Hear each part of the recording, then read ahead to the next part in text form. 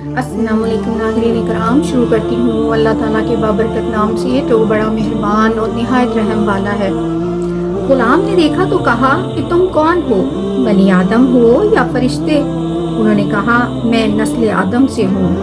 اس وقت کچھ اور لوگ بھی کنویں کے گرد موجود تھے اور ان کے بھائی بھی ابھی یہی موجود تھے۔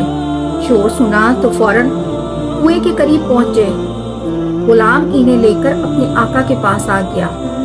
اس نے انہیں وہاں چھپا دیا۔ دوسرے دن ان کے بھائی اس کے پاس آئے، کہا کہ ہمارا غلام ہے، ہم سے بھاگ گیا ہے، ہم اسے بیچیں گے۔ حضرت یوسف نے کہنا چاہا تو ان کے بھائی شمعون نے عربی میں کہا کہ اگر تم نے کچھ کہا تو مار ڈالوں گا۔ وہ خوف سے خاموش ہو گئے۔ مالک زغر نے کہا کہ میں اسے خریدوں گا، مگر ابھی میرے پاس صرف 18 درہم مصری ہے۔ اس وقت مصر کے 2 درہم کنعان کے 1 درہم کے برابر تھے۔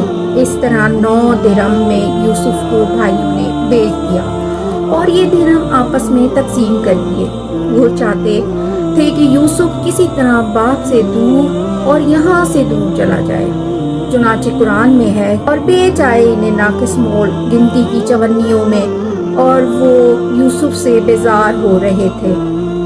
سب بھائیوں نے درہم تقسیم کیے آپس میں، مگر ایک بھائی نے اپنا حصہ نہ لیا۔ پھر قافلے والوں نے آگے چل کر بیچا۔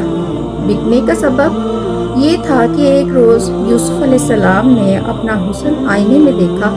وہ اس قدر حسین تھے کہ جو کھاتے وہ گردن سے اترتا ہوا نظر آتا۔ ایسا حسن دیکھا تو بہت فخر سے کہا اگر میں غلام ہوتا تو کوئی شخص میری قیمت نہیں دے سکتا تھا۔